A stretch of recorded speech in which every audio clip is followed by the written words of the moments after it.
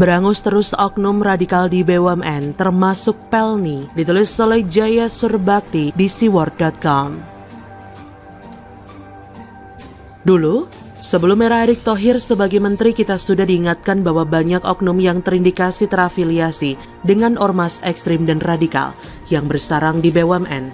Bahkan, pada akhir 2019, Erick secara serius menerima data pegawai BUMN yang terpapar paham radikal dari Menko Polhukam Mahfud MD. Halo, selamat datang di channel Tokoh Politik. Sebelum berlanjut, silakan untuk klik tombol subscribe dan nyalakan loncengnya agar Anda yang pertama kali mendapat informasi dari kami.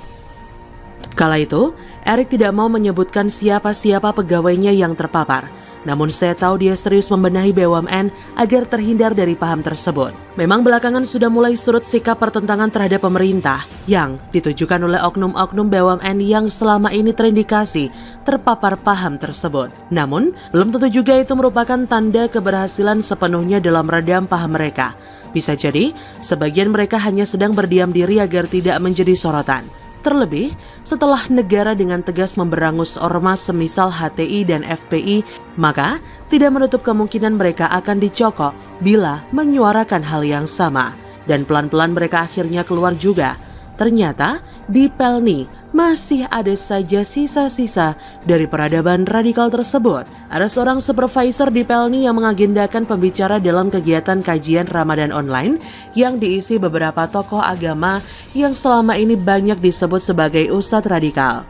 Dari sekian banyak jadwal pembicara yang diagendakan, hampir semua pembicara sejenis itu. Tapi lucunya, ada juga satu ustadz yang disisipkan yang tidak terhubung dengan paham tersebut. Apa yang ada dalam pikiran Anda saat melihat daftar pembicara sebagai berikut? Ustadz Firanda Andirja, Ustadz Rizal Yilar Putrananda, Ustadz Suban Bawazir, Ustadz Syafiq Riza Basalamah. Rekam jejak yang ada, mereka diindikasikan oleh sebagian orang sebagai ustadz radikal, tapi mereka menyandingkan nama Kiai Haji Khalil Nafis sebagai ketua bidang dakwah pengurus MUI pusat di sana, mungkin untuk mengelabui atau menetralisir opini publik.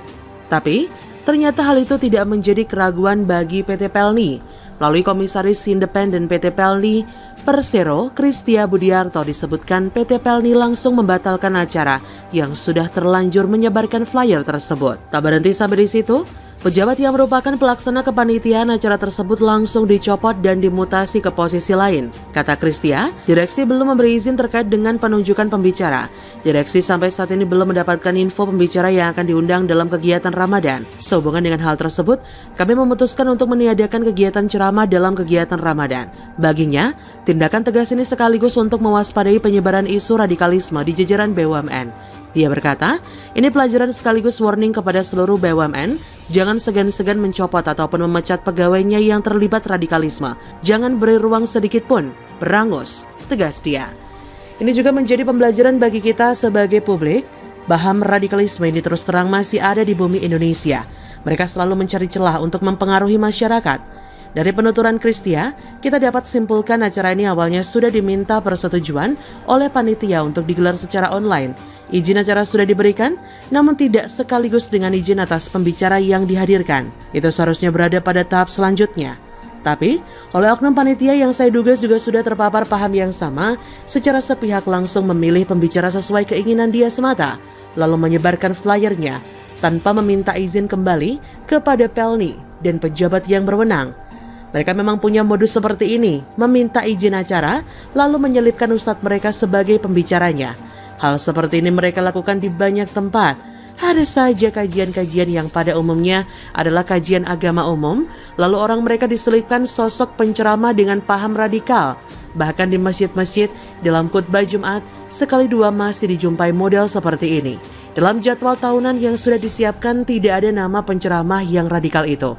Tapi berjalannya waktu tiba-tiba mereka itu bisa mengisi mimbar Jumat sebagai pengkhutbah. Sebagai masyarakat yang benci kepada paham-paham tersebut, kita semua bertanggung jawab untuk melaporkan modus-modus seperti ini. Karena bila mereka lolos menyebarkan pemahaman radikal mereka, itu sama saja dengan menjaga paham tersebut tetap ada. Jangan kasih kendor, perhatikan mereka. Ketemu langsung berangus, dimanapun dan dengan modus seperti apapun. Lenyapkan paham-paham tersebut di bumi Nusantara ini. Bagaimana menurut Anda? Silakan tulis komen Anda di kolom komentar, like, subscribe, dan share di sosial media kalian. Artikel ini bisa Anda lihat secara lebih lengkap di laman siwar.com. Terima kasih sudah menyaksikan channel Tokoh Politik. Debat panas terjadi, beruntung wajah Najwa Shihab nggak sampai disiram air oleh Munarman, ditulis oleh Ferry Padli di siwar.com. Tentu masih segar di ingatan kita kala itu, atau tepatnya 28 Juni 2013 silam, jubir FPI Munarman menyiramkan air ke muka lawan bicaranya saat tampil di TV One. Halo, selamat datang di channel Tokoh Politik. Sebelum berlanjut, silahkan untuk klik tombol subscribe dan nyalakan loncengnya agar Anda yang pertama kali mendapat informasi dari kami. Diketahui yang menjadi korban kebiadaban Munarman itu adalah Tamrin Amal Tamagola yang sehari-hari berprofesi sebagai sosiolog serta pengamat sosial. Lantas bagaimana kronologi penyiraman air ke muka lawan bicara itu terjadi? Awalnya keduanya dihadirkan oleh pihak TV One untuk membahas pelarangan sweeping di tempat hiburan malam selama bulan Ramadan. Silang pendapat pun terjadi antara kedua narasumber tersebut. Dengan lantang, Munarman mengatakan tidak setuju dengan apa yang disampaikan oleh Tamrin. Sekarang beliau ini melihat hilirnya ketika masyarakat, ibu-ibu mengambil tindakan sendiri. Tidak, ujar Munarman dengan nada keras. Kemudian dijawab oleh Tamrin, dengar dulu, Anda tidak tahu apa yang Anda maksud. Munarman lalu terlihat emosi dan mengatakan, Anda diam kalau saya lagi ngomong. Dan tanpa tedeng aling-aling apalagi mikir panjang, ia langsung mengambil cangkir yang ada di depannya serta menyiramkannya ke muka Tamrin. Tamrin pun diam sejenak kala itu setelah mendapat perlakuan yang tidak manusiawi tersebut. Justru Munarman yang kembali bicara dengan mengatakan, Anda kelewatan, Anda diam kalau saya lagi ngomong. Karena kejadian yang tidak mengenakan tersebut terjadi di TV One, manajemen televisi swasta milik Abu Rizal Bakri itu terpaksa harus meminta maaf ke publik kala itu. Segenap kru Apa Kabar Indonesia memohon maaf kepada pemirsa atas kejadian tidak terduga yang baru saja terjadi, ujar TV One. Sedangkan Tamrin Tamagola entah takut dipersekusi oleh Laskar FPI atau karena apa, ia tidak mau melaporkan kejadian tidak menyenangkan tersebut ke pihak berwajib. Biarkan publik yang menilai dan beri hukuman sosial yang setimpal. Saya tidak mau melayani preman, ujar Tamrin kala itu sesaat setelah acara berlangsung. Sementara Munarman bukannya meminta maaf atas aksi bejatnya tersebut, ia malah menyalahkan Tamrin dengan mengatakan dosen UI itu intelektual sampah. Tapi kalau melihat aksi-aksi yang dilakukan oleh FPI sebelumnya, tidak mengherankan juga sih kalau Munarman kayak gitu.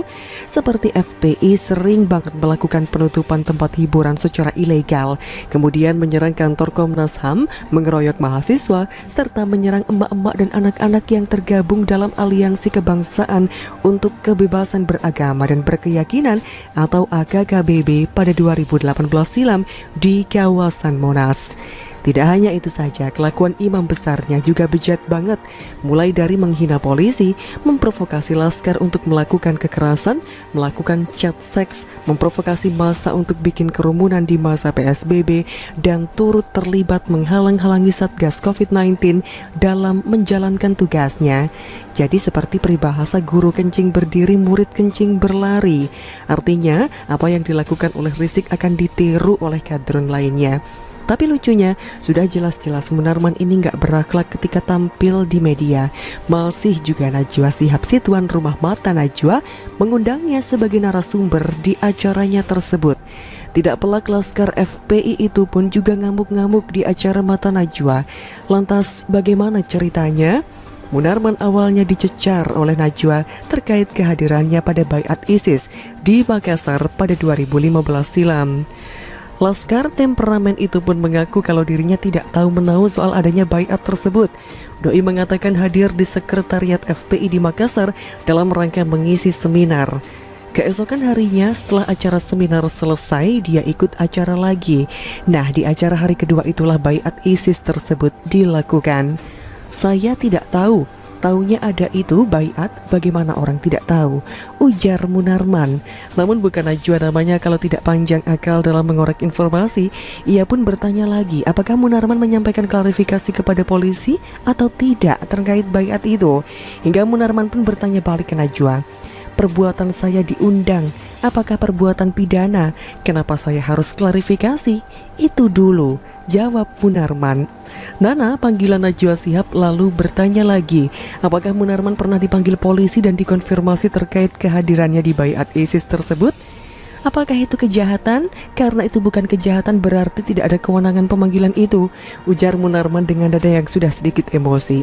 Berarti memang belum dipanggil? Tanya Nana lagi. Pasca mendengar pertanyaan itulah Munarman langsung meradang. Berarti Anda minta saya dipanggil polisi? Jawabnya dalam nada emosi dan balik bertanya kepada Nana. Saya bukan polisi, saya cuma bertanya pernah atau tidak dipanggil polisi. Jawab Nana dengan nada yang juga cukup tinggi. Bahkan di situ selain dari mengeluarkan nada emosi, Nana juga ditunjuk-tunjuk oleh Munarman dan menudingnya memberikan pertanyaan jebakan segala. Tapi bersyukurlah mereka debat hanya pertentangan pendapat saja. Nana gak sampai bernasib sama seperti Tamrin Tomagola disiram air. Karena agak mengerikan juga sebenarnya saat emosi Munarman naik di acara Mata Najwa itu.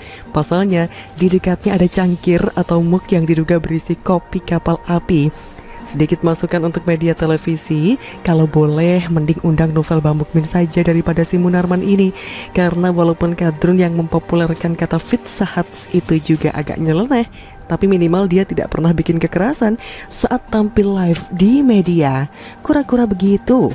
Bagaimana menurut Anda? Terima kasih sudah menyaksikan channel Tokoh Politik.